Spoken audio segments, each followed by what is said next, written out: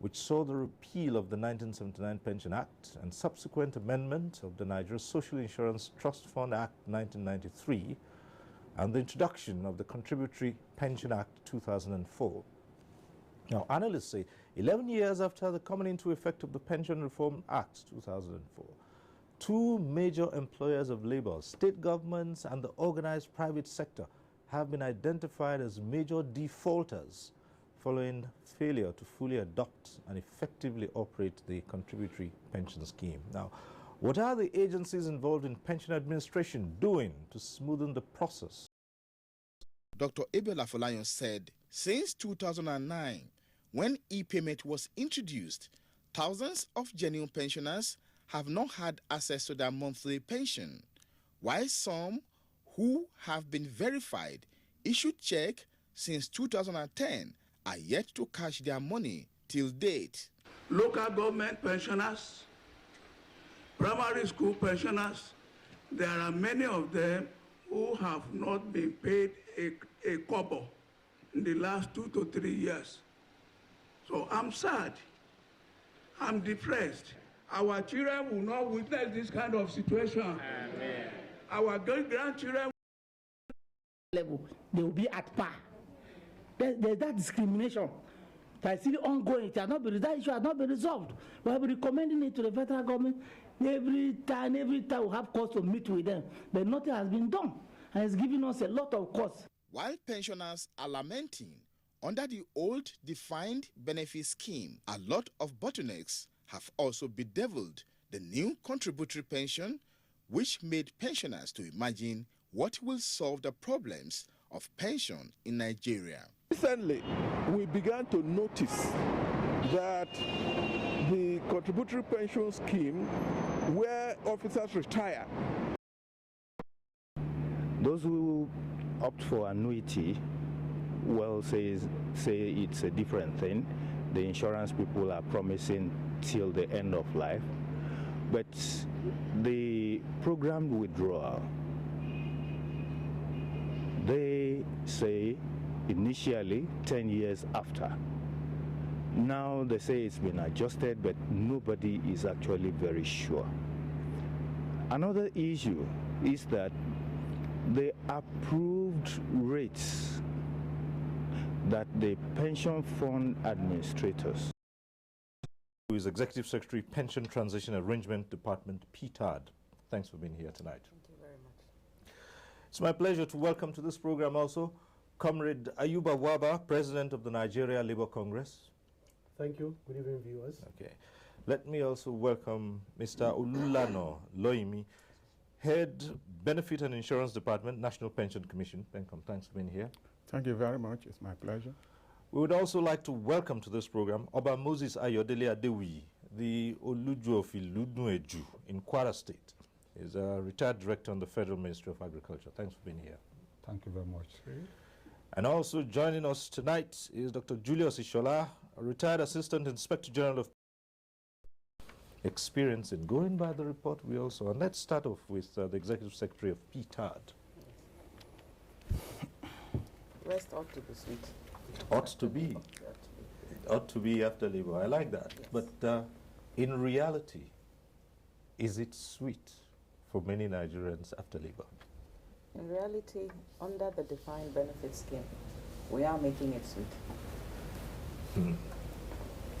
Because like our national anthem says, labors of our heroes past shall not be in vain. And that is what guides us in PTAD. Pension payments, we're not doing them a favor. It's their right. Having worked all their life, at the end of it, they ought to receive their pensions. Now the whole system is replete with complaints and all sorts of things. What do you think is responsible for that?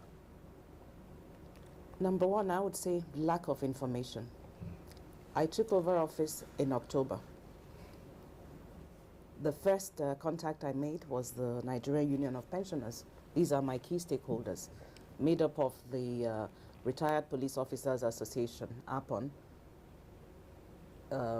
retired paramilitary, retired civil servants, and parastatal pensions made up of universities and a lot of paracetamols. Anytime we have any delay, I give out the information to the pensioners to let them know. Any problems we're encountering with the payment system, we inform them as well. Once they are well informed, they do not agitate or get upset. There are hitches in the payment system. I watched your news clip where someone said December pensions hadn't been paid. It affected us in the defined benefit scheme as well. Usually we pay pensions by the 25th of every month. For December, by the 22nd, we had posted online through this GIFMIS, e-payment platform of government. The monies could not drop due to technical glitches. Immediately, we sent out information to our pensioners to let them know. Then again, we also work closely with our stakeholders, the Office of the Accountant General of the Federation, because we raise the payments at PTAD and send to them to pay. We make it clear to them that pension payments should be priority before salaries, because end of year you have a backlog of payments. So there's a backlog in the GIFMIS office and the remitter payment platform. I engage with them every step of the way, telling them, please let the pension payments go first. So with time, we will get it right. Okay, I'll return to you on some other issues, but let's come to the president of the NLC, yes. Comrade. As you said, I think retirement ought to be sweet, but I think with the situation on ground and the facts that are very obvious, I think a lot of our pensioners have been going through various challenges, particularly those on the defined benefit scheme. And this cut across the 3 tiers of government. The states, the local government, the teachers, all of them have been going through very difficult times. From the data I have now, I think even the issue of monthly payments, out of the 36 states, we have only about 26 states that are actually trying to pay monthly pension as and when due. And we have also states that are actually extremely in a very bad situation. And I will give you a rundown on some of these challenges. Both the defined benefit scheme and also the contributory pension scheme have come up with their own peculiar challenges. For the defined benefit scheme, as I said, which most of the states are still on, and they have not actually keyed into the contributory benefit scheme, the challenge is the issue of payment, as and when due. Our senior citizens ought to receive the best of treatment. They are an asset to this country. They have put in their best in the service of our country, and therefore they deserve, as you said, a sweet rest. But I think reverse is in the case in many states. And particularly, I want to make reference to those states that are not doing well. As I said, out of the 36 states, there are a number of states that are doing well, and they are paying up to date in terms of monthly pensions, despite the fact that in some cases, also the review have not actually been done, because by the provision of the Constitution, Section 173, I think, subsection 3, item 210, pensions ought to be reviewed every 5 years. Where it is not reviewed and salary is reviewed, they ought to also be reviewed alongside with the salary. But I think in many states, this review have not actually taken place. Some pensioners are still receiving a ridiculous monthly pension of less than 5,000. We have those in many states. So to give you a rundown of the situation in the states, I think it's important for us to look at the situation.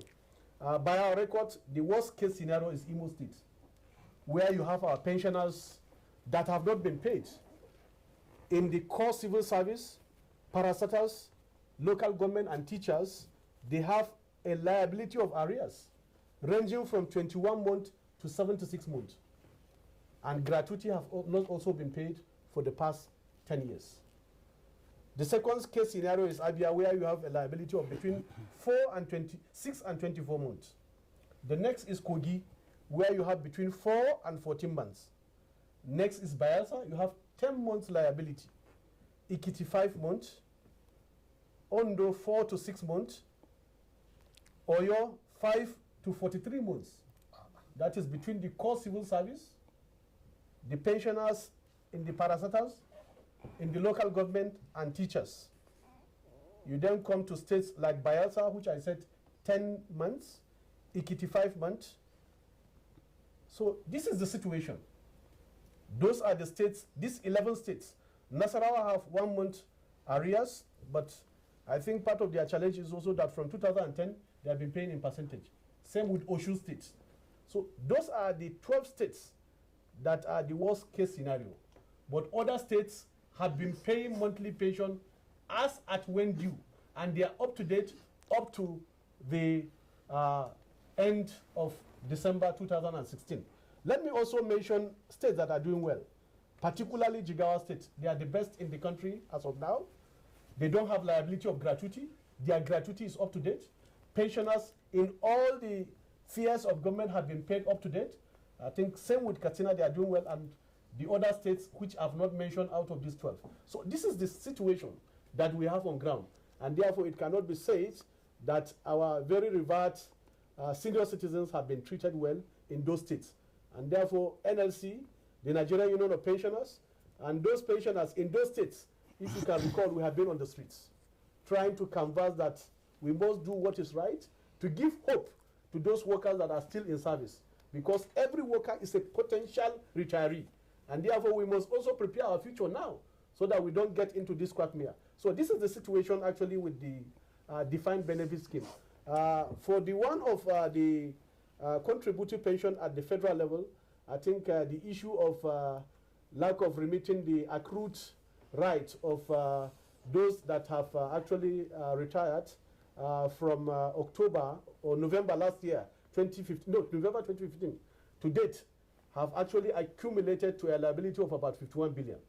And that is also threatening the scheme because it is expected that once a worker retires, his salary is stopped and he doesn't have any means of living again. It is expected that he should be able to access his contributory pension. But they have not been able to access their contributory pension because of the fact that their accrued rights, which has now accumulated to about 51 billion, have not actually been remitted. So this is also another challenge that is being posed to the contributory pension, especially at the federal level. And I think from both sides, there are challenges. And therefore, these challenges actually require urgent and immediate attention. One other challenge, which is also very obvious, is the issue of gratuity. Apart from Jigawa, which I said, most of the states in this country have liability of gratuity running into billions of naira. There is a particular state that have 46 billion, ranging from 10 years. The least is 3 years, 2 years. So this is the situation that is on ground. And therefore, it's a very serious challenge that requires urgent and immediate attention in order to be able to secure even the future of the workers that are currently in place. Pretty scary stuff, I'd say.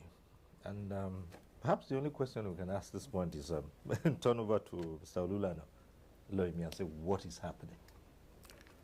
Yeah, thank you very much. I agree that rest is supposed to be sweet after labor, and it's actually sweet.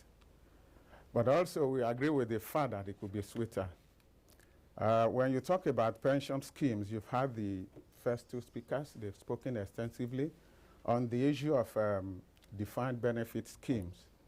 It's because of the various challenges that we've been having with the defined benefit schemes. That was why the reform in 2004 took place.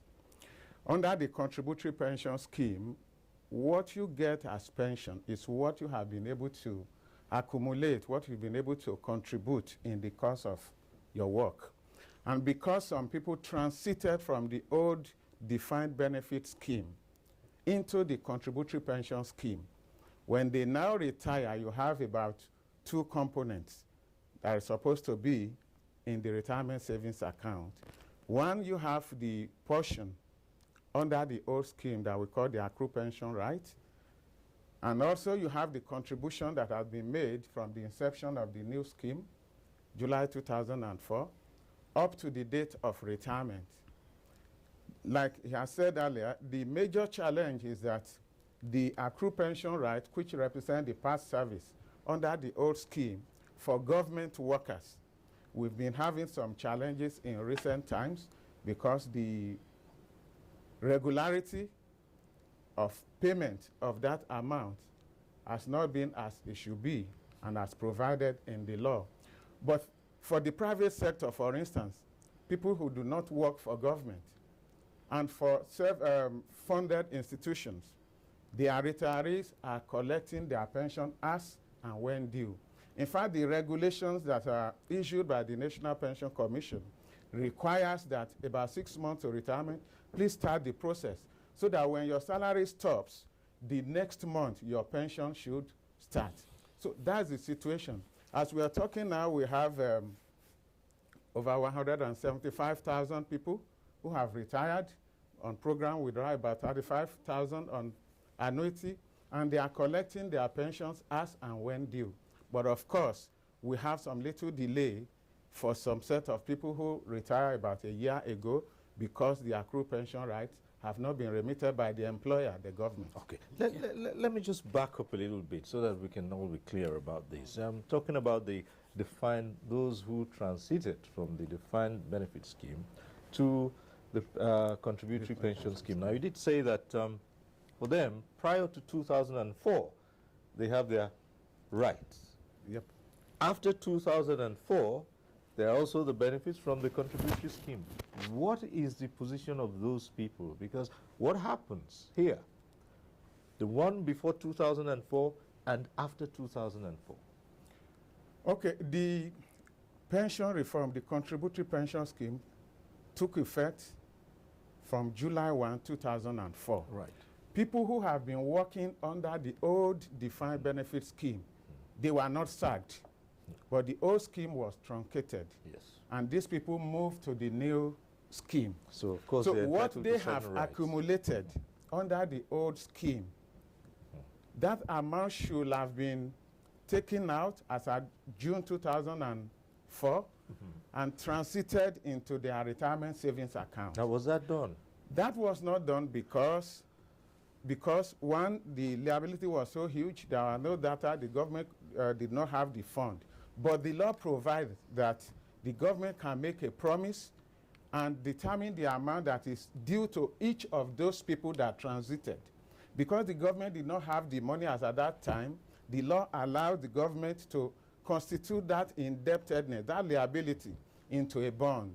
A bond is just a promise that I'm owing you, and when you retire under the new scheme, I will pay you the amount stated in this piece of paper that we call a bond certificate, and I will convert it to cash into your retirement savings account. Meanwhile, from July 2004, the contributions under the new scheme were being remitted into the retirement savings account. This bond liability, how would the government pay it when this set of people are retiring? The same law, the Pension Reform Act, provides that because the government did not have the money as of June 2004, the government should be making monthly remittance, monthly accumulation of funds into a redemption fund at the Central Bank of Nigeria. And government has been doing that. What is the amount that the government is supposed to put there?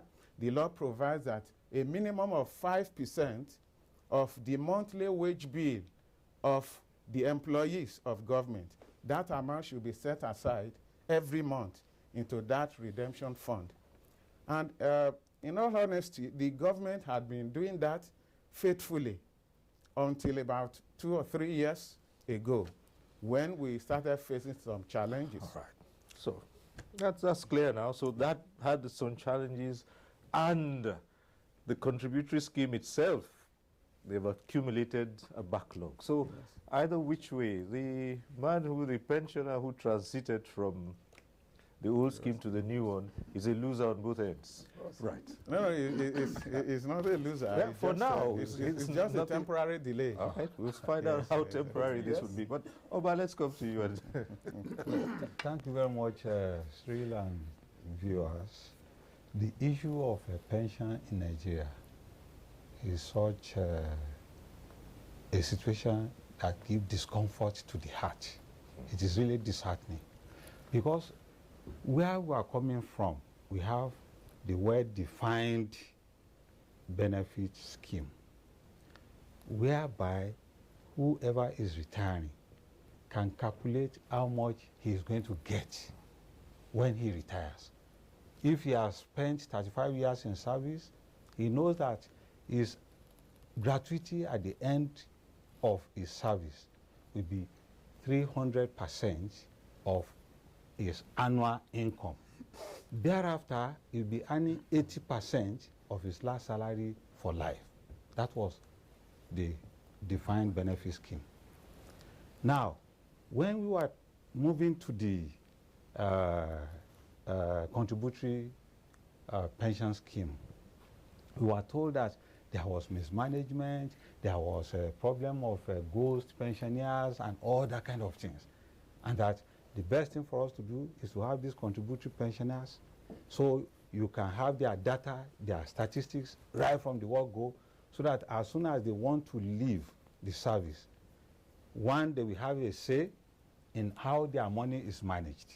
If the money is invested, the pensioners to be will have a say in the money, in the investment. And when they are going to be paid, they will have a say in what amount they want to get out of all their accumulated pensions. This was what was said to everybody, and everybody was happy that we are moving from the old scheme to the new scheme.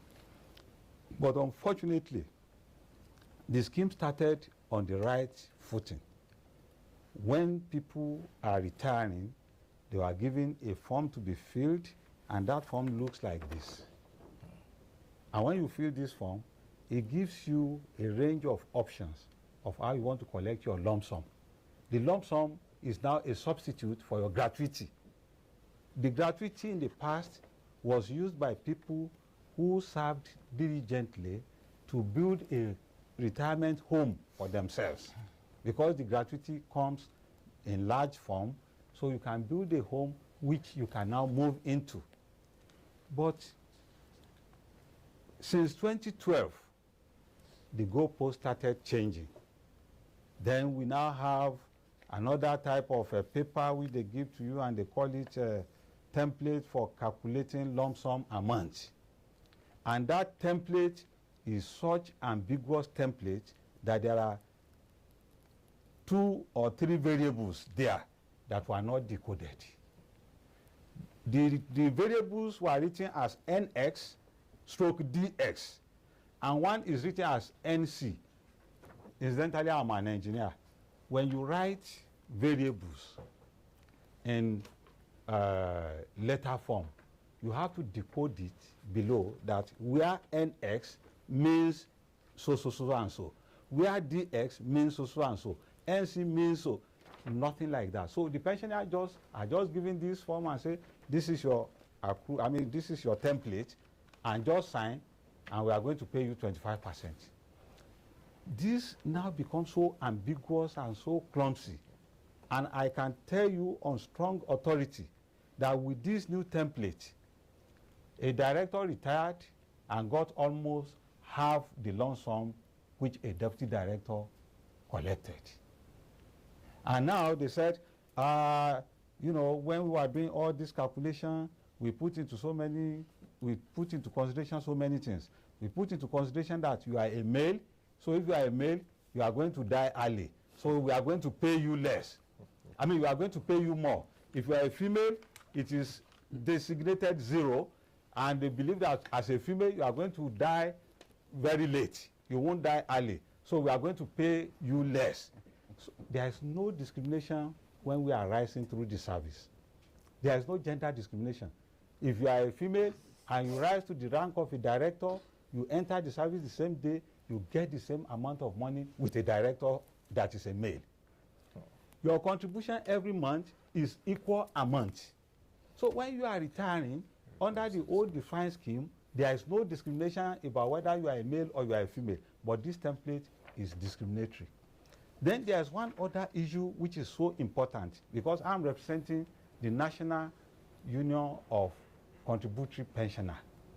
When our comrade was talking, he was talking about the National Union of Pensioners. This union will fade away because if we actually take the statistics of those people that are still living among the old pensioners, they are supposed to be declining. Whereas the contributory pensioners are supposed to be increasing. So if they are increasing, it means the group that is having increasing population is supposed to be very, very prominent when you are dealing with pensioners. We are not saying that we will not deal with the old ones, but you are supposed to be taking into consideration the plight of the contributory pensioners. So in PENCOM, for instance, they have a board. Their board is having among them the National Union of Pensioners, whereas the National Union or the National Association of Contributory Pensioners was not a member of their board. So who speaks for them if Stober did not call them to come and speak to the people of Nigeria? It's getting more interesting, and our lines are already open. I believe we have a first caller on the line. It's been on for quite a while. Calling in from Borno. Abubakar, hello. Yeah, hello. Yes. I'm Honorable Abubakar, Captain from Jere. Okay. Borno State. So these pensioners, most of these pensioners are angry with the government because most of them have not gotten what they want, and most of them are suffering. Sometimes, these people have worked for this country, and when they are working, they will not have time to go and engage in business or farming and all that. So government has to do something about it because most of them are, suffering. Yeah, and they are not corrupt, and they have contributed a lot to this country.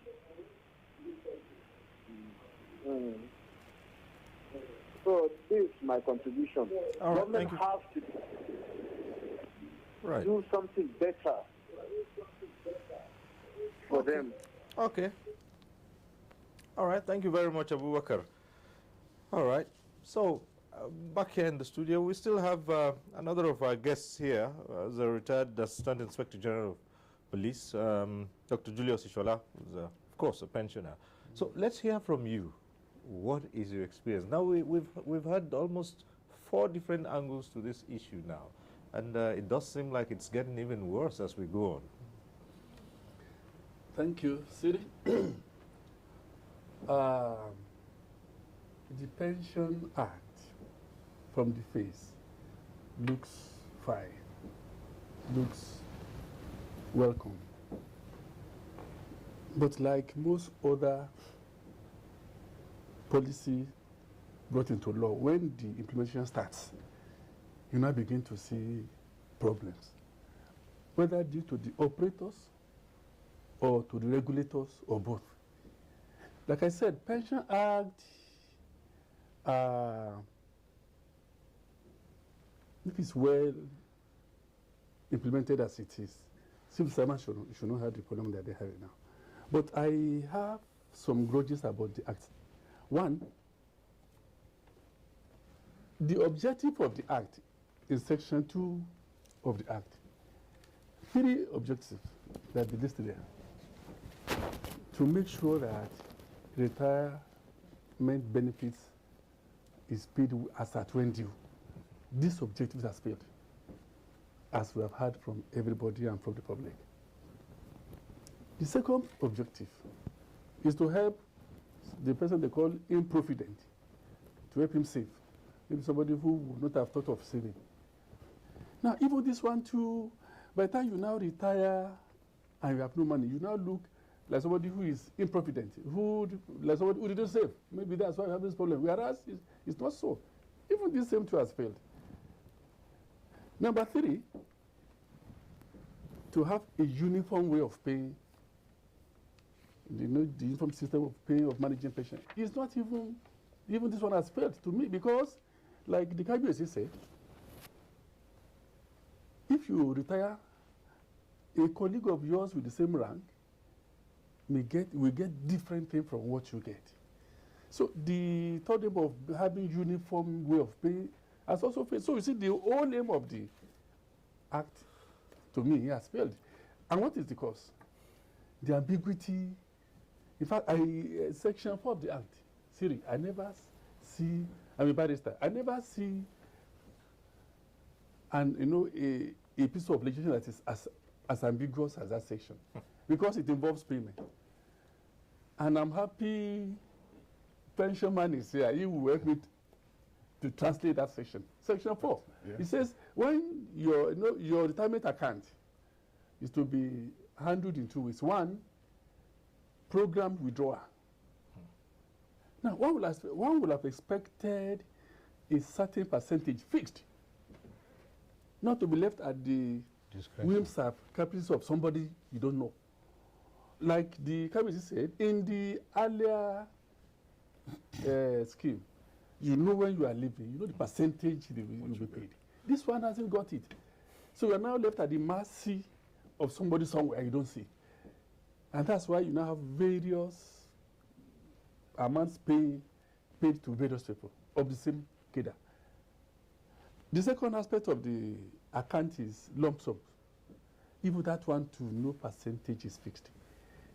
So eventually you now see that you retire as a director, as he says, or somebody retires as an AIG. They tell you have almost 20 million as your accumulated sum in your account. Because there's no defined percentage for the program withdrawal and for the lump sum, somebody gives you only 4 million as your lump sum to go, which cannot even rent a house in Abuja for a director or a senior officer. Now, the lump sum now, which is really lump sum, now give it to a businessman somewhere to do business for you and we pay you monthly. Now, one would have thought that the act should not be as ambiguous. It should specify what percentage to be taken while leaving service and what percentage to be spread over the years for you. So this has, in fact, I used to tell people, this pension act, this section 4 is a trap, fatal trap for civil servants. You think when you are leaving the service, you get money because you have 20 million in your account. But by the time you get there, you say go to 3-4 million. So a lot of problem with that. Okay, we'll come to Pencom just a moment, but we have Omale Idris who's calling in from Lagos. Hello.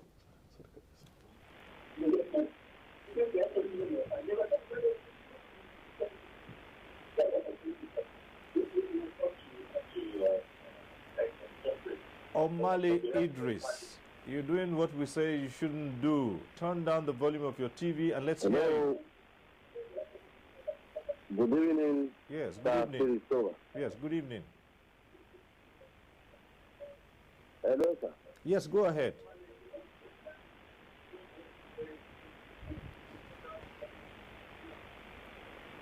Yes, my set is the set of the volume of my TV set is turned down already. So go on. But I cannot hear you from here. Am I audible there, sir? You are. Am I audible there? Yes, you are. Okay, if you can hear me, the pension administrative system, I think as the last. Hello? Yes, go ahead. I think as the last speaker just said, is at the detriment of the civil servant. Because we should all know that one day we are going to be a retiree.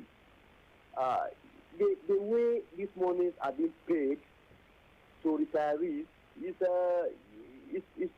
uncalled for. And the pension managers, those that manage the pensioners' accounts, are not helping matters. They pay this money as installment, and this installment they are using in paying the pensioners won't allow the pensioners to utilize this money as planned, because we all know what the economy of the country is all about today. At times, if I look at the life of the pensioners, I become afraid that one day I am going to be a retiree and a pensioner. So how will I cope with this kind of life that they are living? You need to see where they are fighting. Hello? Yes, go on, go on. Hello. Oh dear. Am I audible there? I am not getting any response. Yes, Omale, just go ahead.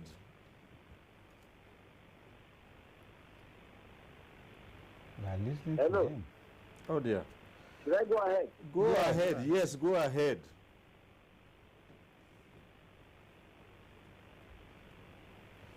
All right. Well, at least he's made the point clear. He thinks about where he looks, he sees what's going on with people who have retired, and he's scared about the future. And this is exactly what we stated at the start of this program. But let's now give Mr. Loimi a chance to respond to 3 issues that have been raised, one by KBAC and 2 other issues raised by the retired AIG. Yeah, thank you so much. Talking about the mode of payment of pension benefits under the contributory pension scheme. Like I said earlier, it is what you have been able to accumulate in the course of working, of your work, that will be translated to monthly pension. One, there are various variables that will determine what you accumulate. You accrue pension right, the way and manner in which your contributions were received, and the expertise of the pension fund administrator in investing it, and also the gender, just like has been said. All these have roles to play. But the way and manner in which the calculator was designed is to give you room to decide how you want to structure your payment between monthly pension and a lump sum. The law allows you to take a lump sum. It allows you to take your regular monthly pension. But emphasis is placed on the monthly pension.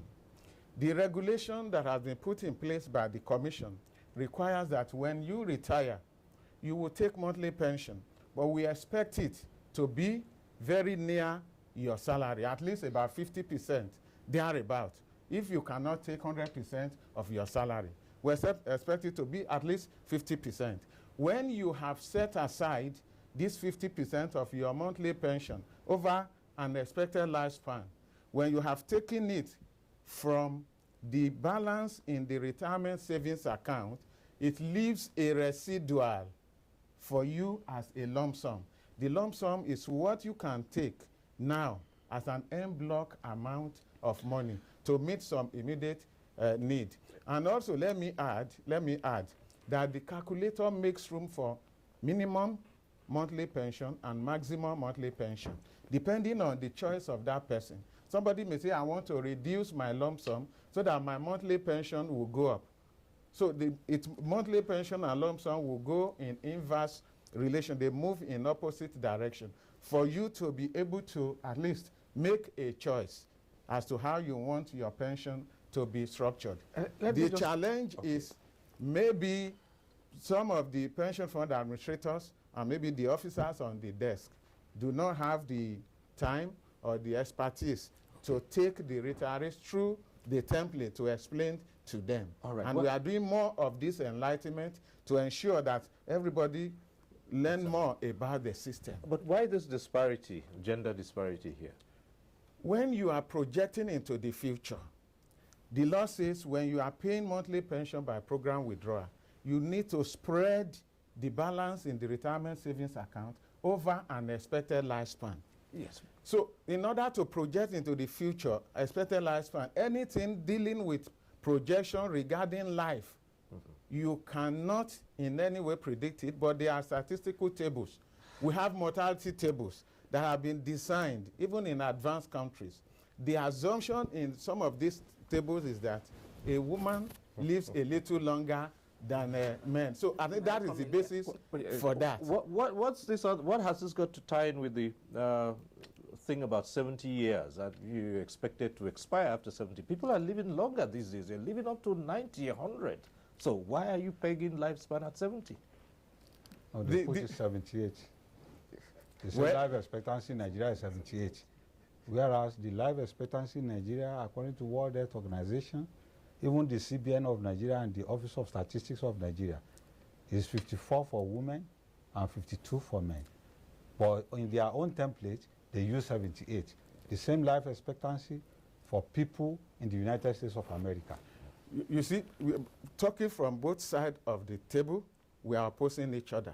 If the World Bank says life expectancy is 54, Nigeria, and if somebody retires at 50, so what that means is that you should pay his pension over his expected lifespan from 50 to 54, which means over 4 years.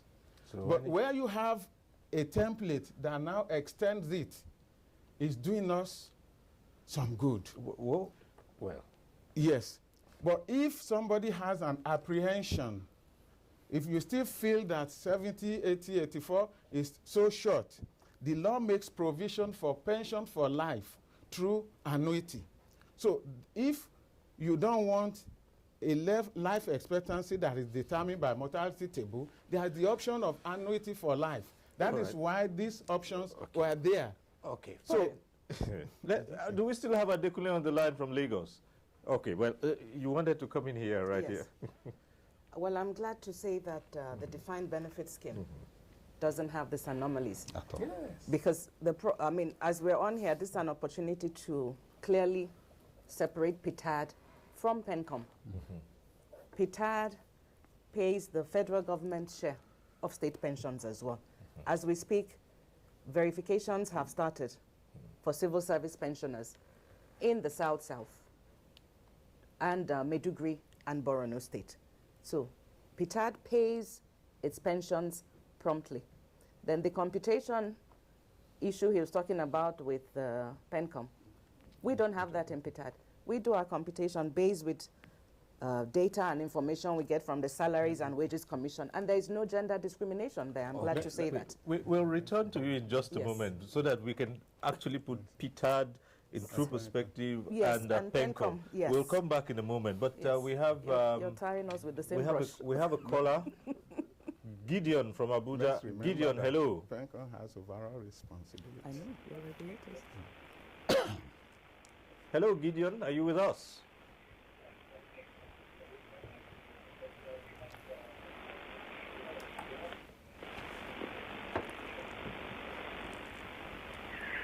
Good evening to you, Cyril, and all your guests there. Hope you're with me. Hello? Yes, go ahead. Are you hearing me, please? Yes, we are. Go on. Hello? Okay. I am Gideon from Abuja here. Nigeria is a great nation.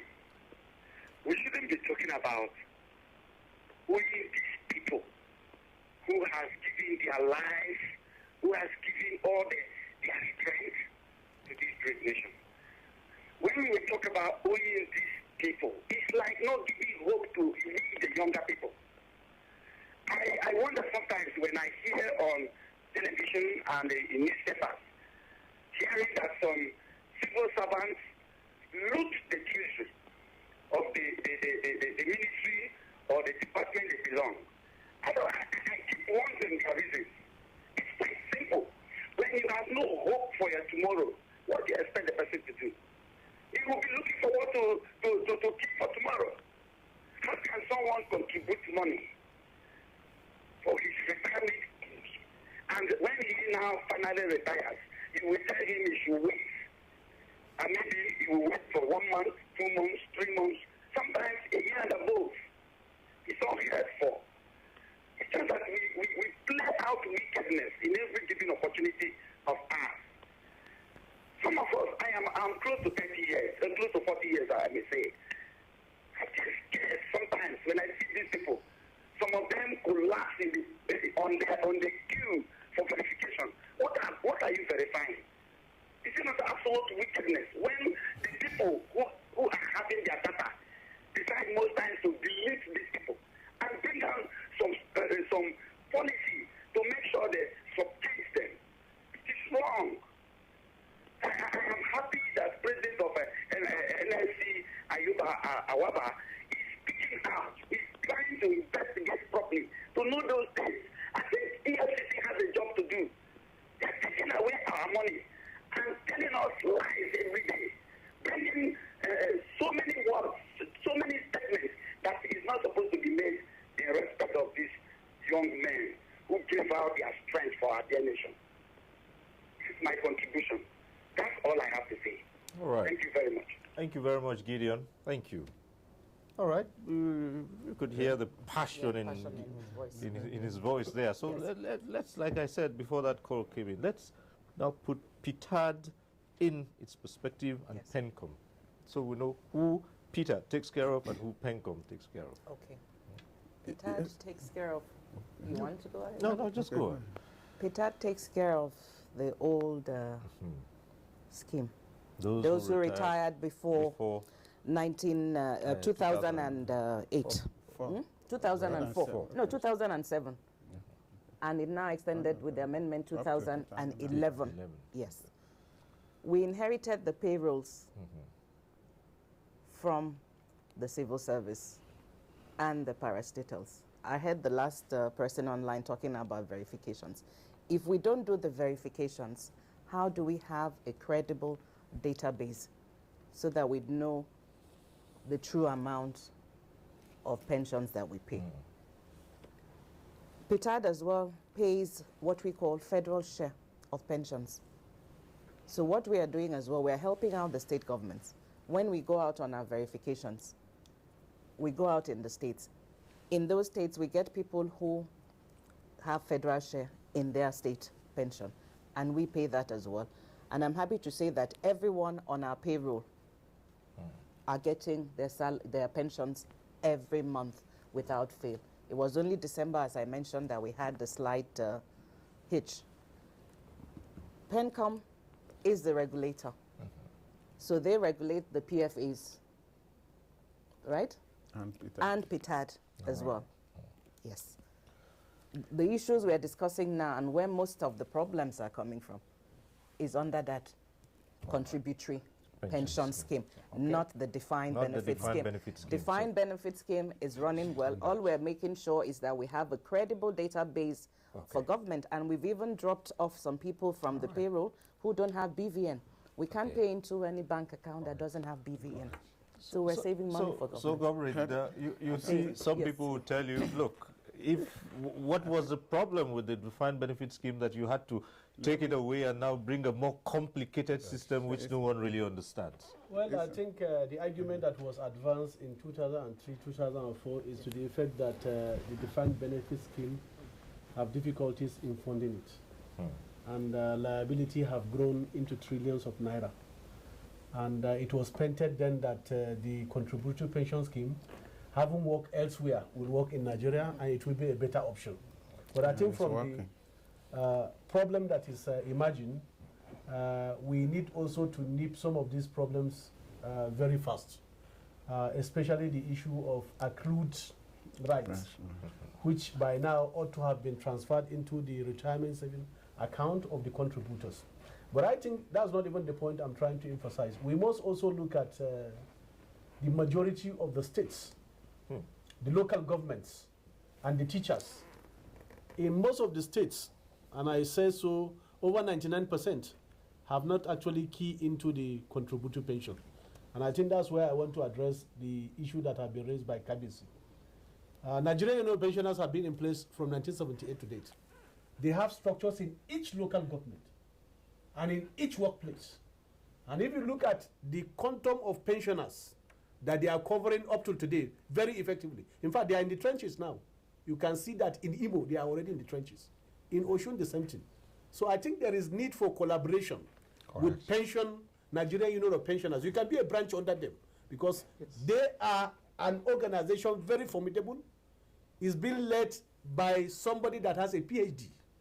And therefore, he cannot in any way be said not to be effective in responding to the issue of and the plight of those pensioners. Their state chapters are all at our yes, we have also worked with them. All right, so I think there is need for collaboration. Okay, but the important we'll return to that in a moment. But the important point here, Cyril, is to the effect that apart from even the challenges, the issue of payment of monthly pension as and when due is a major challenge. Okay. Because once you don't do that, then you are saying also that these pensioners should go to grave early. Okay. And that is the point that we are emphasizing. Pension is a right. Okay. And therefore it's not a privilege, as some of our employers think. Let us quickly take this call from Hassan. Hello, Hassan. Hassan is calling in from Edo State. Hassan. Oh dear, Hassan. Yes, Hassan. Yeah, thank you. Yes, go ahead, thank you please. very much, Cyril, Stober, and the. Yes. Yes. Thank you very much, Cyril Stober, and the panel. Yeah, first and foremost, I also want to quickly add that Edo State is one of those states that is owing pensioners, especially the local government pensioners. Then another question is how many regulatory bodies are really managing the pensions across both federal, state, and local government? Because these overlapping functions have created confusion, and there are so much diversity that one can no longer understand who should be held responsible for all these mismanagement of pension funds from federal, state, and local government levels. But I think PITAD is taking the lead when it comes to management of pensions. So why don't they adopt their model or strategy so that across board we can have an effective pension management? And then the labor union should also come on board in trying to do and give the appropriate regulatory bodies the data needed to effectively manage the pension crisis. They appear to be well informed of the number of states that are owing, but they are working at variance with the management of the regulators that are supposed to manage the pension fund. So what should be done is a collaborative network between these agencies or bodies or regulators, where we can have a proper model for managing pension funds in Nigeria. All this multiplication of boards and agencies are the ones creating crisis, because I don't see anything wrong with the old order or the old scheme. But if we have the more effective one practice that it had, I think that should apply to the state and local government local government staff. That's my contribution. Thank you very much. Thank you very much, Hassan. And you've raised some very salient issues here, and these are the issues we'll throw over to PENCOM when we return after this short break. Stay with us on NTA Tuesday Live. We'll be back shortly. Nigerians, our fearless officers and men of the Nigerian military are winning the war against Boko Haram. Today, all occupied territories have been recovered and Boko Haram has been degraded. Our affected brothers and sisters are getting their lives back. However, they are now after you and me. In our mosques, churches, schools, motor parks, markets, entertainment centers, and public gatherings. Be vigilant. Be security conscious. Report suspicious persons, objects, and movements to the police and other security agencies. The security of our nation is a duty for you and me. Nigeria, unite against terrorism. This message is brought to you by the Federal Ministry of Information and Culture. The struggle for independence had been a long and tough one. Our founding fathers and compatriots sacrificed their comfort and even shed their blood. We cannot at this point in history afford to spirit away their sacrifices for immediate but temporary gains of today. Let us emphasize what unites and not what divides us. Working for the unity of purpose with a stronger vision for a better tomorrow. NTA, growing with the nation. Nigeria, the only country we can train with remarkable potentials to excel. Let us believe in ourselves and change our attitude for the sake of our country and generations unborn. Let us revive our cultural values, which are our essence as a nation. Let us renew the spirit of patriotism and hope in our dear country. Do not take or give bribe. Be punctual always. No more African time. We can't expect to be global citizens and operate on African time. Join the queue. Insist that people are attended to on a first-come basis, no matter who they are or where they come from. Nigeria, good people, great nation. matter play o. Make you report any crooked person, object or wakajugbe movement to police and security agent dem o. The security of our nation na work for all of us o, plus including me and you. Nigeria, make we unite against terrorism. Na Federal Minister of Information and Culture bring una this message.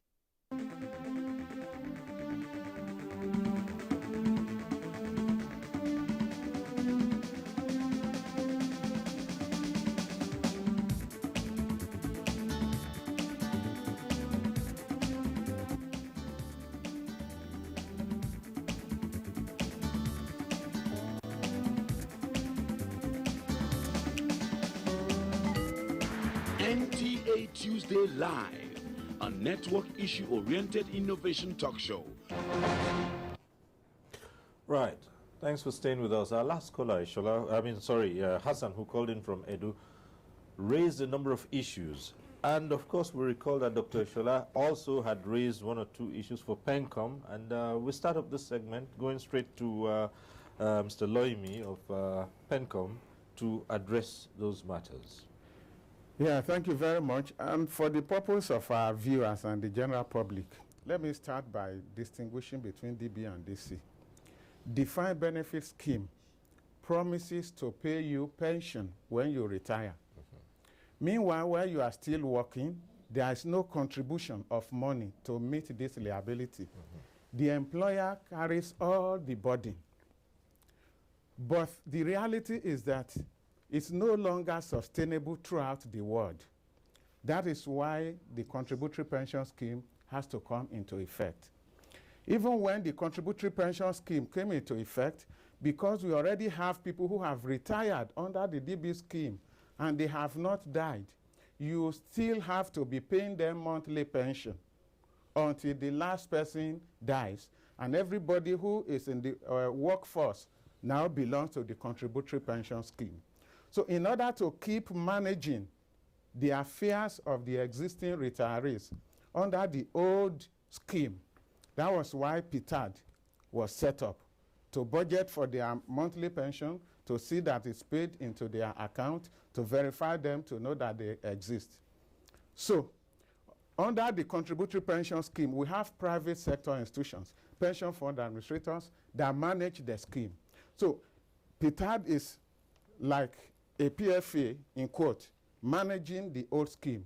So whether PFA or PFC or PITAD, they all come under the regulation and supervision of the National Pension Commission as the sole regulatory agency. So PENCOM does not manage the fund, but we regulate the system. Talking about the objective of the contributory pension scheme that Doctor talked about, yes, we have a uniform system in place, but of course it gives room for some little variations so that you can demonstrate your choice as separate from the other person. In terms of the objectives, when an employer has remitted all the contributions of the employee into the retirement savings account, the month that is following the month of retirement, the employee, now turned retiree, starts collecting his pension. And I think I emphasized it before, that the challenges we are having do not exist among retirees of the private sector, even public sector self-funded institutions. They are collecting their pension on a timely basis.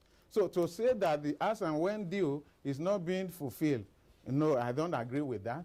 The scheme is working, but the challenge is the little delay we have concerning the accrued pension right.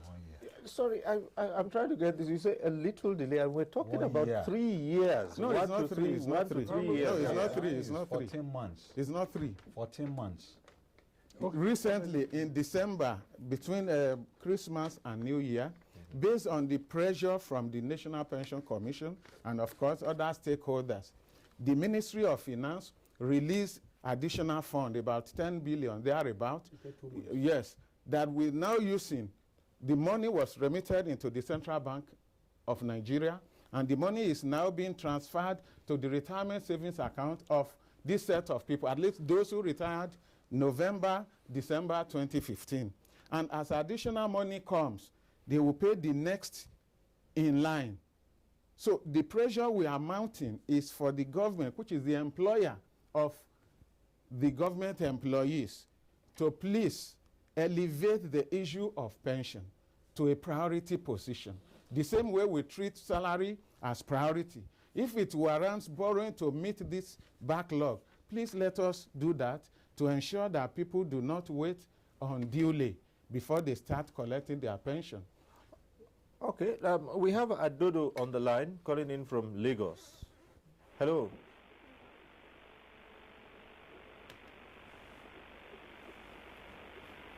Hello, Adodo from Lagos.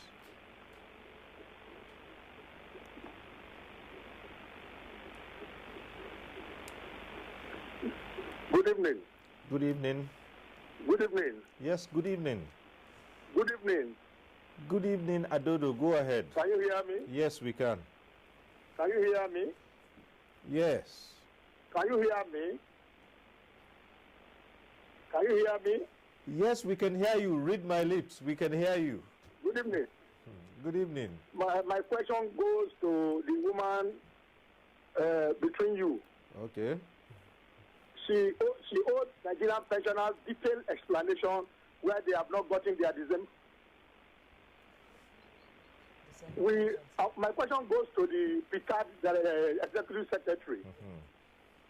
She owes Nigerian pensioners an explanation why December monthly pension has not been paid. That is number one, because there has not been detailed explanation.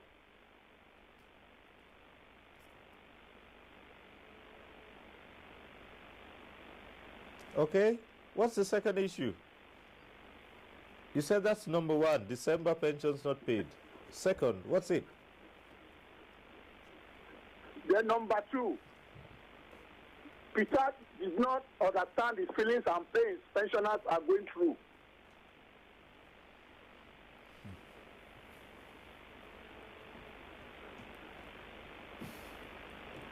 She should explain. She did not understand the plight of Nigerian pensioners.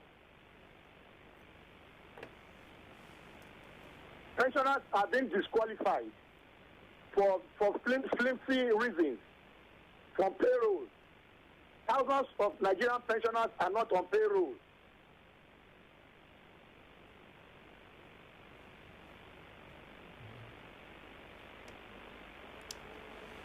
Okay, all right. Two issues from Adudu, Lagos. Yes. We had issued a statement December 27th, once we realized that some pension payments did not go through. We had 57,000 pension payments that didn't go through the e-payment platform. We made that information available to our pensioners and the pension unions. And we worked over the holidays to resolve it. As at Monday, I was in the office of the Accountant General of the Federation with two executive members of the Nigerian Union of Pensioners. I feel the plight. That is why I leave my office and I go out there to make sure the monies go out. And I give explanations. We had the adverts in the papers about the pensioners that were taken off the payroll without BVN. And we stated clearly how they can get back on the payroll. Get your BVN, update your account, bring back the bank printout to us, and we put you back on the payroll. So we're not removing pensioners from the payroll on flimsy excuses, because an account without BVN, I would call a ghost account. So that is the reason we had to do that. The adverts were all out in all the national newspapers. We understand your pain. We are working closely with your pension union, and we're working closely with our stakeholders, the Ministry of Finance, the Accountant General's Office, and the e-payment platform systems to resolve that. We're very sorry about that. We hope it will not happen again. You will get your pensions. And to let you know as well, and to all other pensioners, we have approved payments for January pension, so that would come very early. So it'd probably be double. Okay. Back to the phone lines we have from Port Harcourt. Austin calling in from Port Harcourt. Hello, Austin.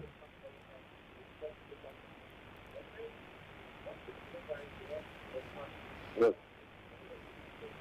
Yes. Okay. Good evening, sir. Good evening. Go ahead. Good evening, sir. Go ahead. Good evening. Yeah. Please, my question goes to the prepared woman. Right.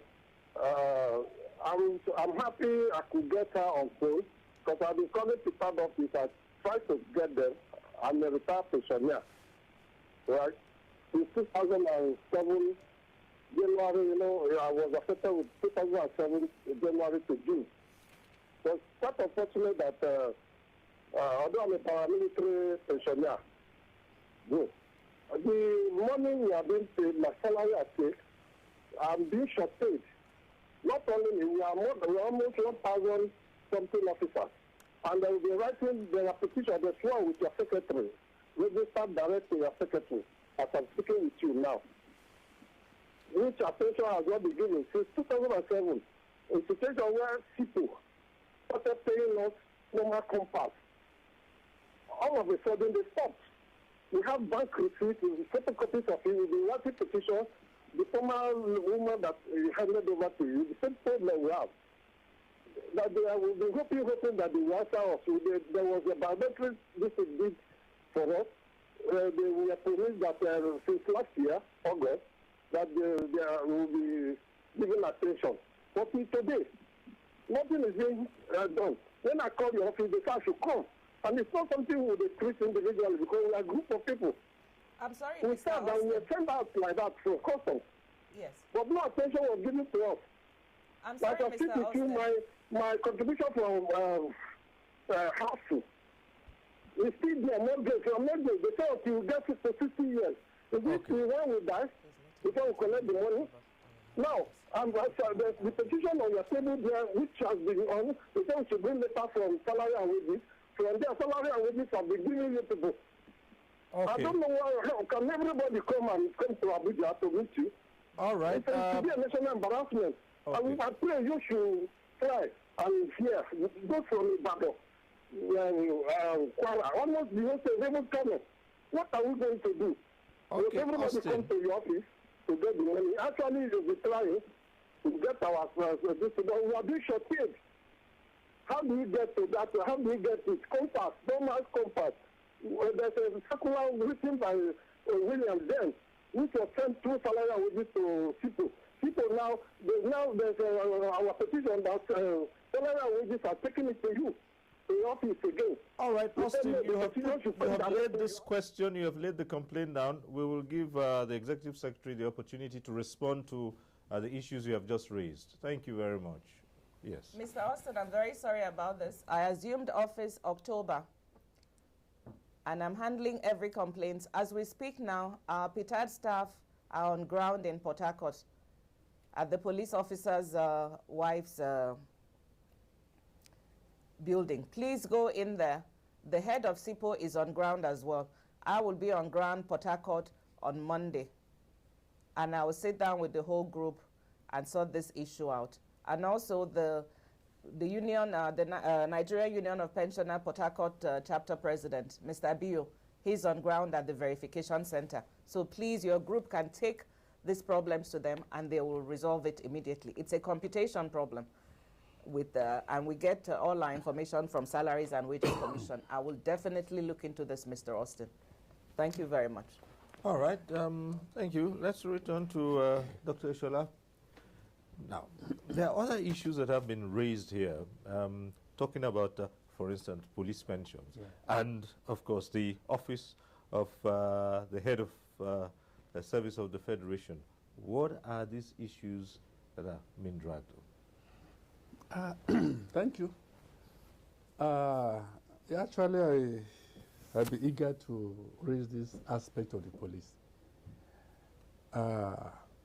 For those retirees that fall into the defined scheme, the same problem applies to them like other civil servants. Definitely, yes. But I think the more problem with the police now is this contributory scheme. Everybody will agree that by nature of police duty, I'm telling you, in fact, police can be defined as an endangered species now. If you know how many police we lose every week, every month, out of on active service. Now, these same people, while in service, they are really in a fix. Now, they retire. The money you give them cannot even put a shelter upon their head. I remember most of our former IGs struggled that they should remove police from this new contribution scheme, at least to a way to give them hope after retirement. But I don't know, the people in pension say if police is removed, the scheme will collapse, which I don't understand. But honestly, like they did to our sister in the military, by the nature of police work, in fact, they deserve to be given something that will give them hope when they leave. And I was still using it to appeal to whoever is there, blocking this request, that police should also be given special attention by the military, considering the nature of their job. Police are in Sambisa now. They are in the creek, everywhere facing death. Now let them have the hope that if they retire, there is something to fall back on. Not this kind of when an AIG retires, he gets 4 million. What will a sergeant get? I remember one of my boys when he retired, he was given 2 million, an SPO with stars, and he had to be begging this man, please help me with door to build my house. This one will give me window. He can't, because as far as police is concerned, we deserve better deal in this pension thing than what they are doing for us. And I appeal to the pension people who are hindering this request. Number two, sir, I will also see the need. Pension is sometimes helpless too, because you operate the act that you are given. So the act, if I have my way, should be revisited. Like I said, Section 4 is very ambiguous. Number two, sorry, I will stop now. Number two, the act should give a contributor a say on how much he wants to go home with as a lump sum and how much he wants to be withdrawing. There's no chance here, like he confessed, and that they're educating the PFA to educate it. It won't work unless the fixed percentage attached to this something. It is then it will work. Thank you. All right, I will come to KBS in a moment. We have Kennedy, who's calling in from Oshogbo. Hello, Kennedy. Hello, Kennedy.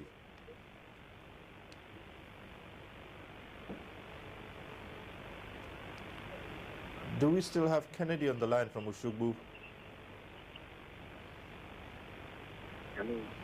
Good morning, sir. Good evening, sir.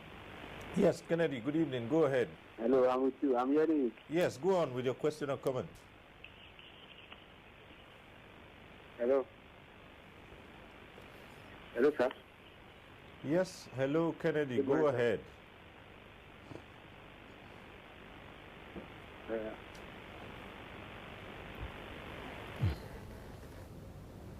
All right, Kavi, so you can just go ahead. Yeah, thank you very much. When I was talking about ambiguity in the implementation of the contributory pension scheme, I wanted to give you vivid illustration of what I was talking about. In the Act said if you clock 50 years of age before you leave the service, and you leave the service on good note, you are entitled to 50% as lump sum of your money. Besides, whatever is remaining, they will work it out in such a way that your take-home pay as pension, regular pension, will not be less than 50% of your terminal pay. But that does not work, because by the time they were doing this, their system of withdrawal, there are some people that were allowed to take 50% of their accrual as lump sum. And then some people were told, particularly if you are a director, they will tell you that your last salary was large, And when they were trying to put it in the computer, the only thing they can give you is 25% of your accrual.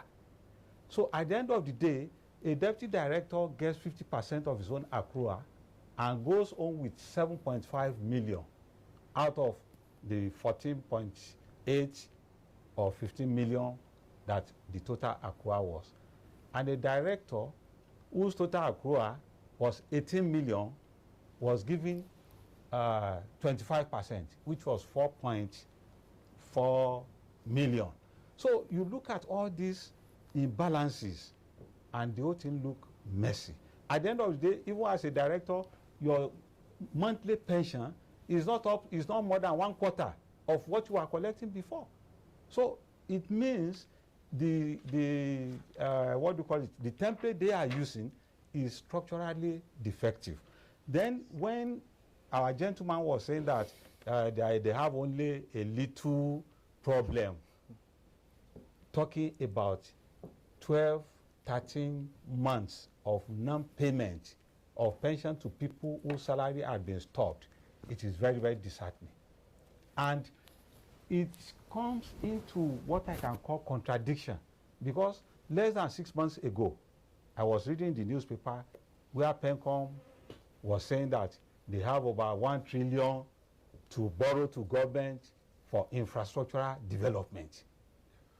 Maybe I was getting it wrong, maybe I was reading it wrongly in the newspaper, but right. I read it in the newspaper and I was saying, if these people are saying they are not having money to pay the pensioners, where do they have the over 1 trillion naira which they want to borrow to federal government for infrastructural development? Right. Because people who will use the infrastructure must be alive with their money before they can use the infrastructure.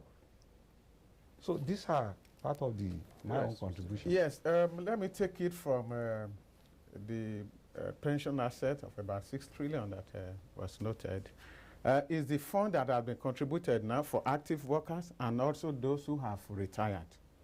If the accrued pension rights we are talking about, the delay of about 1 year that we have, if it had been remitted by the employer, the government, the pension asset will have gone beyond the 6 trillion or the 1 trillion that we are saying we have for infrastructure.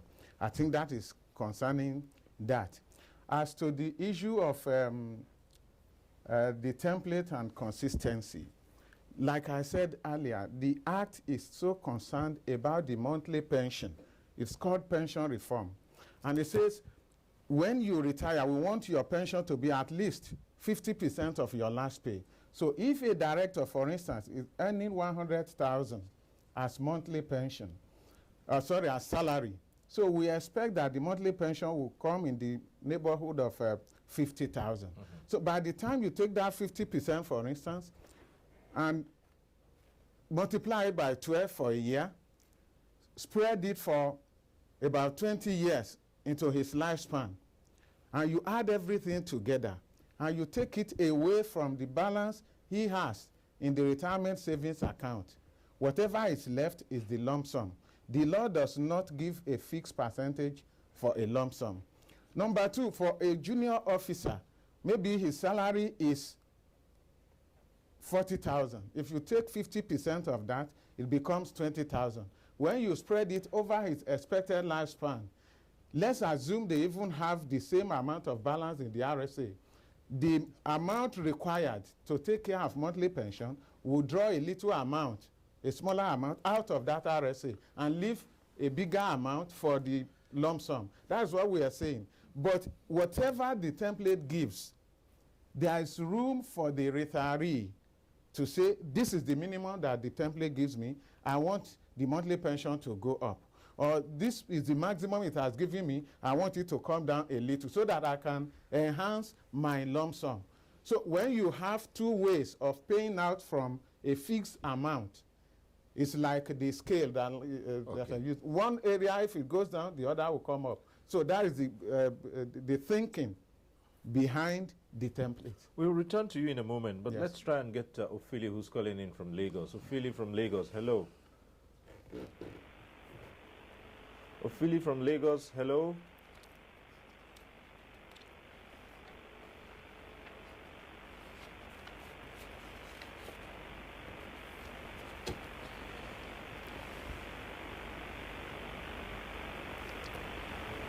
Hello? Hello, go ahead. Good evening. Good evening. Please, I want to talk to the Plight madam, the woman in charge of our old pension. Okay. Hello? Yes, go ahead. I want to know, when are we going to take our December payment? And another point again is that our 2.5 years arrears have not been paid to the workers. And we have been promised, and it's in this budget of 2016. We have not taken our arrears 2.5 years. They have paid us 1 year, and we never know when to take the next one before the budget wraps up. That's why I'm throwing the question to the Plight madam. Okay. When are we taking the arrears? When December payment will be paid to us? Because we are suffering. We did Christmas and New Year, nothing. We have borrow, more money up and down. So please. Okay. All right, thank you. Mrs. Ikiezo. Yes, like I said earlier, we're working closely to resolve the issue of the December payments. So hopefully by the end of this week, it will be resolved. You will get your December pensions.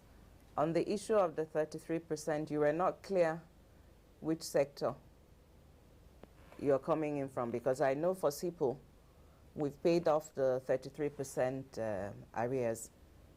It's only police that we're owing 30 months of the arrears.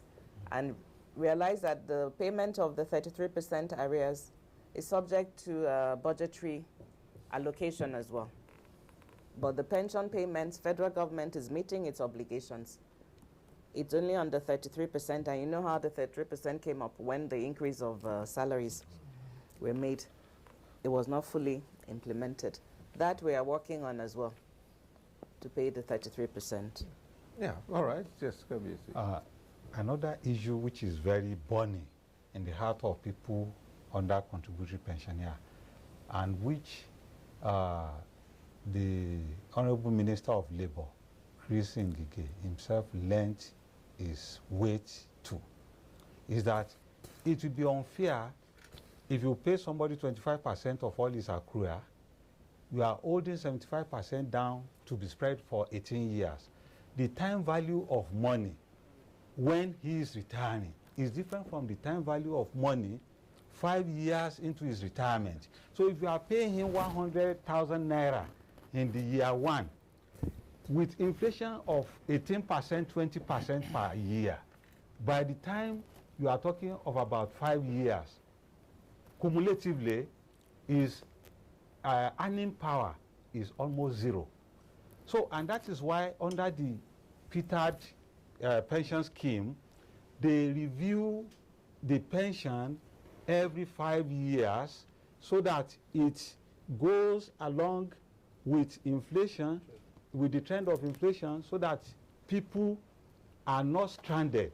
But in the case of the contributory pension scheme, there is no review, there is no nothing, except if we will have to do something now, so that, because some people have now been on the contributory pension something for since 2007, we'll be talking of 10 years now. So at the end of the day, if that review is not happening to people on contributory pension, how do you just fix their take-home pay every month without taking cognizance This is of another inflation? point we'll ask Mr. Loyemi to explain now. But we'll take this last call from Wari, and that will be our last, because there are still so many issues here which we haven't had time to go through. So, Henry from Wari, go ahead quickly.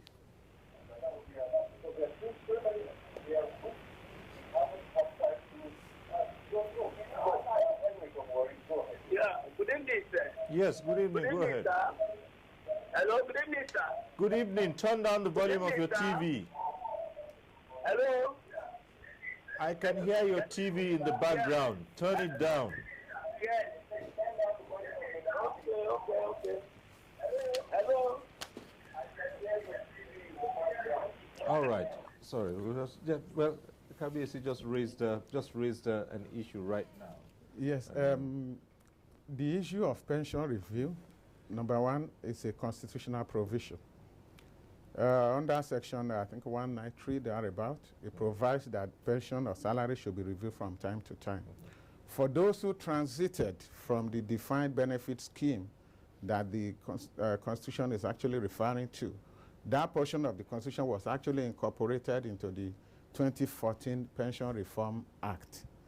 So the amount that is due to review pension for this set of people under the DB scheme, even when they transited to the contributory pension scheme, that amount had been determined by the Commission, and we've advised the Budget Office and the Office of the Accountant General of the Federation to make the funds available, so that when it is made available, it can be added to the balance in the retirement savings account of this set of people who are working and have retired, so that it translates to increased pension. Even for people who are strictly on the contributory pension scheme, also there is provision for periodic enhancement of the pension, monthly pension, depending on the performance of the economy. In fact, for now, the Commission is, yes, because the Commission is working with the PFAs to review the portfolio, to see those who are in a position to enjoy an enhanced monthly pension beyond what they have been receiving. You see, the worry here is, you say, depending on how the economy performs. I'd like to go back to what Kabi has just raised now. Talking about holding back 75% spread over a long period, and it's real to see that what, say, the 100,000 he mentioned, it's real to see that 100,000 today would certainly not be 100,000 in 3 years' time. I'm not even going as far as 5. And you boxed in. So with all these complaints and the ambiguities talked about, you think there's need to revisit this act? Let me, whatever is left in the retirement savings account of a retiree is not stagnant, because it's being managed continually by the pension fund administrator, is generating interest and any income. So that income is being added to the balance.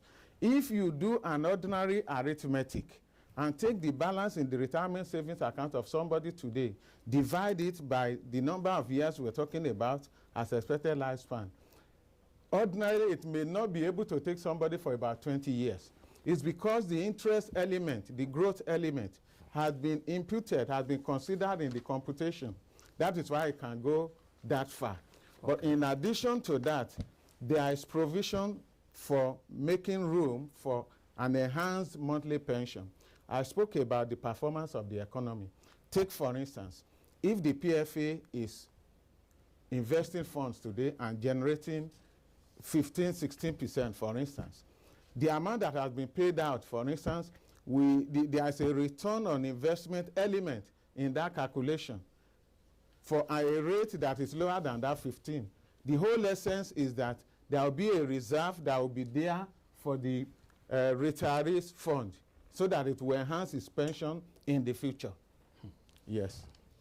Right. Under this scheme, one cannot, even if they retire, begin to withdraw from what they have contributed until a certain age. At what age is this pegged now? The age at which you start drawing is, one, the age that you sign with your employer, provided it is above 50. But you have the right, when you turn 50, to access.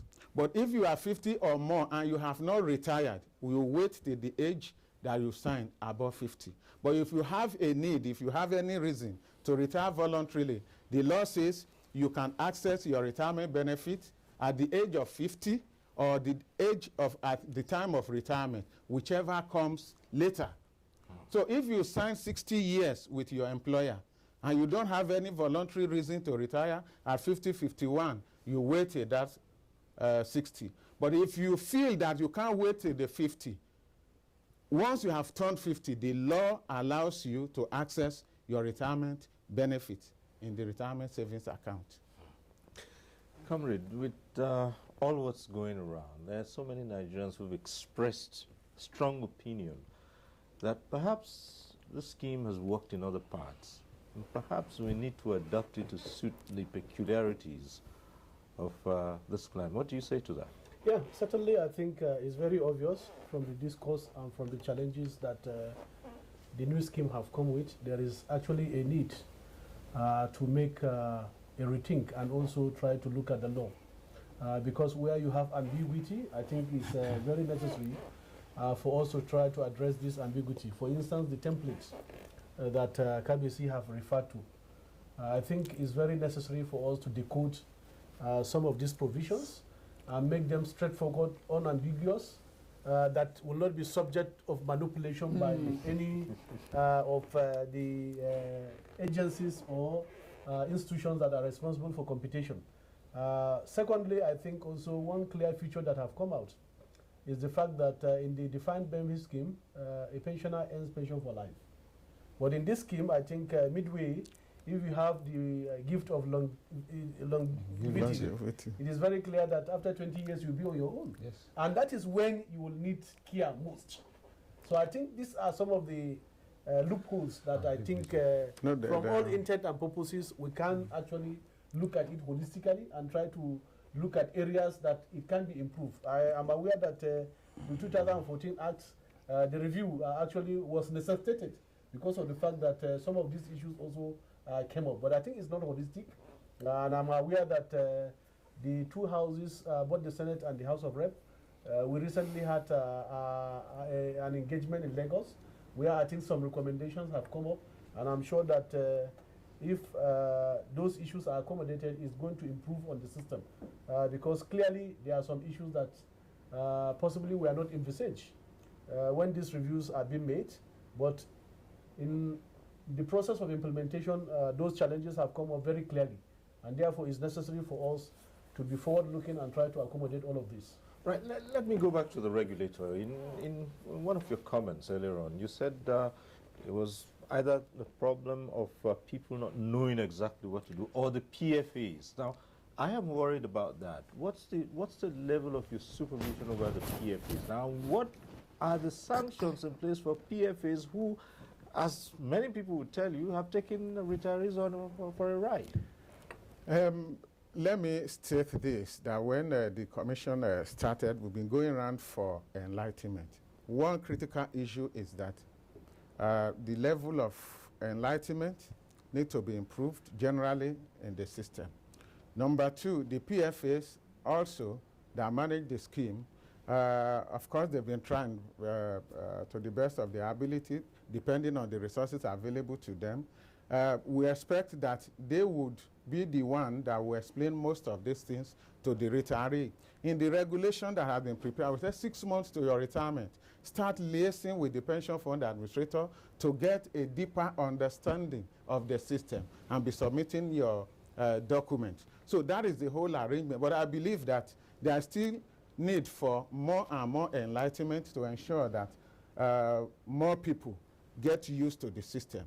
But also, part of the challenge is that even retirees will still compare the system with this new system, with the old system. They are different schemes, and the parameters are different. I think it's good to make that clear. You can't compare a DB scheme that promises pension for life when you do not contribute with a defined contribution system where your monthly pension is based on what you have contributed over time. So these are some of the challenges. Can you also clear a point raised by KBC earlier, about that you have funds run into more than trillion, and which is being considered as funds that can you clarify that issue, please? No, I think before he speaks on that, let me make the point very clear. First is that these funds belong to somebody. Right. It's not a free fund. Right. It's a fund belonging to the pensioner. Right. So I think the thinking outside there is that this is a free fund, nobody owns it, and it can be used for anything. No. This fund belongs to a pensioner, and as it is now, it is being invested. Right. In fact, by the PENCOM regulation, I think more than 60% are being invested in treasury bills, bonds, which I think federal government also is a major beneficiary of it. But so to think that the money is stuck somewhere and is free. Okay, it's been invested, but you have to worry if funds are available that are being invested, yet funds are sometimes not available to meet it's the invested requirements. for the benefit of the retiree. You see, but people are retired for 1 year now, and they have not been paid. Are they not retirees? Did they not contribute money to that fund? You see, the pension asset that we have people who are still working and they have not retired. Their money is there. Out of the 6 trillion, we have people who have worked and have retired. Their money is there. Yes. But there are a set of people whose money is not complete there because we're still expecting their accrued pension right. In terms of the infrastructure that you were talking about, the regulation for investment that has been put in place has room for investment in infrastructure. The only thing is that it has to be structured in a manner that meets the risk acceptance criteria, the structure that we expect, so that pension fund will be safe and also earn fair return for the benefits of the owners. So let's also add, just like I said, the money is not there in PENCOM, it's invested, it's PFAs that manage it, and it's other people's money. So it's not as if it's there for grab. It's invested currently. If you want to invest in infrastructure, the amount that you're investing there has to come from other outlets where they are currently invested. All right, Dr. Ishola. Yes, thank you, Cyril. I have 2 things for you to help me clarify, please. Go ahead. Because it's a very wonderful privilege to have this program on air, on pension. One, you mentioned that emphasis is laid on program withdrawal rather than lump sum. It's a monthly pension. Yeah, monthly pension. I mean, unlike the old scheme, which seem to lay emphasis on gratuity. Lump sum, gratuity. Yes, I want to ask, what is the reason for that thinking? Because if I retire and I don't have enough money to settle down, to have a house, to have a business running, then it's like so one would have thought that the earlier idea of putting emphasis on lump sum that will help me to settle down, take off with a business, with what I need, and then whatever little you are paying me monthly, already have a business running. Because if you pay me 4 million out of 20, you can't do much. So, but if you had to pay me maybe 10 or 12, I can set up a business which also generates income for me, and then I manage the little you are giving. Number 2, we want to know whether now somebody has about 50 million in his account, which you are spending monthly. Can this be used as a collateral in case there's an urgent need for a problem somewhere? And he knows he has almost 50 million in his account. Can that be used as a collateral? All right. Okay. Let me. Since you are investing our money, we are not. We are regulating. We are regulating the managers. I want to invest it for ourselves. Okay. Let me say that just like you noted, we have been receiving complaints. People say, "Oh, when I retire, I still need to build a house." The Pension Reform Act 2014, when it was reviewed, because of that complaint, a section was inserted into the law that allows somebody who is still working before he retires to access about a percentage of his balance in the retirement savings account for the purpose of a mortgage, to pay his equity contribution to a mortgage. So that fear is allayed. Number 2, lump sum, monthly pension, gratuity or whatever. The issue is, if you have 10 million in your retirement savings account, there is no limit to what you can collect as lump sum, provided that enough amount has been set aside for monthly pension that will meet at least 50% of your last pay. So that is it. So that is the provision. And regarding the collateral, the law specifically states that pension assets cannot in any way be applied as collateral for because it doesn't want anything that will encumber your future, your monthly pension in future. We're winding down now, so we'll just ask the Executive Secretary of PETA to quickly give us a closing comments on this. Okay, I would say that there should be a review of the PPRA Act? Yes. Because if I ask Professor now, would you rather be under the defined benefit scheme? I will say yes. Thank you. Right. And I'm sure that will be the answer. That would be the answer of so many Nigerians. Right. Yes. So there's a need to review this. Yes. Well, on a final note, I tried so much to stay away from this, but I still have to bring it up. And this goes to the President of the Nigerian Labour Congress. And that is, you would hear all over the people, their complaints and their issues over pensions.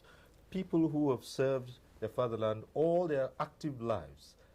And they're having it so difficult to get their benefits. And you've mentioned a number of states that are defaulting. And if you look at that list, easily you see that these are states that have passed laws to allocate huge sums of money, mind-boggling sums of money, to politicians and political office holders who at best have served their communities for just 8 years. 4 years. At most 8 years. And all this is going to a few people, when it is said that amount can even cater for more than half of the poor public servants who have put in all their lives worth. What is Labour saying about that? Well, clearly, as I said, those our elites have not seen the issue of payment of pensioners as a priority. Because if you look at the list, it's not even about states that have enough. It's about their priorities. You have states receiving less, but yet they are paying pensions and salaries as and when. So clearly, I think I concur with what you said. It's not about the fact that the resources are not there. Yes, there are challenges, but clearly, it's about what they take as priority. So in this case, I think we have said very clearly, and that's why I needed to commend the Nigerian Union of Pensioners. In many states, they are in the trenches with us, and we'll do everything possible to try to ensure that our senior citizens are not treated the way they are being treated now, especially in the 11 states I've mentioned, which are the worst case scenario. I think those states must continue to take a lift from those states that are doing well. And I mentioned very clearly our special commendation to Jigawa State, which today is a model that other states can copy, despite the fact that they don't receive the highest in terms of allocation, but in terms of meeting up obligation of pension, salaries, and gratuity, they have a zero balance sheet, which I think is commendable. So I think also it's a wake-up call for the working class and the pensioners to support those that are actually looking at their issues as a priority, and also not to support those that will continue to loot the treasury and look elsewhere for their priorities. I think it's about getting their priorities right. And I think we'll be ready to engage such states and also such employers. All right, thank you very much. And it's on that note we must leave it here. It's the usual thing we say, no one program can take care of all the issues. So we'll leave it here for this one, and hopefully we'll revisit this issue at some other point. For now, I would like to say thank you to all our guests, the Executive Secretary of the Pension Transition Arrangement Department, PTAD, Mrs. Sharon Ikeazo. Thank you very much. For Comrade Ayuba Waba, President of the Nigerian Labour Congress, it's always interesting to have you join us for discussion. Thank you very much, Cyril. It's a pleasure being here. And Mr. Olulano Loimi, Head Benefit and Insurance Department, National Pension Commission, PENCOM. Thank you for being here. We'll ask you to come again. Still so many issues we want to find out about. It will be our pleasure, really. All right. Thank you. And KBSC Oba Moses Ayodele Adewi, we'd like to thank you for sharing your thoughts with us. Thank you, sir. Thank you. And for retired Assistant Inspector General of Police, Dr. Julius Ishola, we thank you for sharing your thoughts with us too. Thank you, NTA, for bringing this wonderful program. Thank you very much. And to you, we say thank you for being part of this production as well. Next week, we'll reach you again on NTA Tuesday Live. I'm Cyril Stober. Bye for now.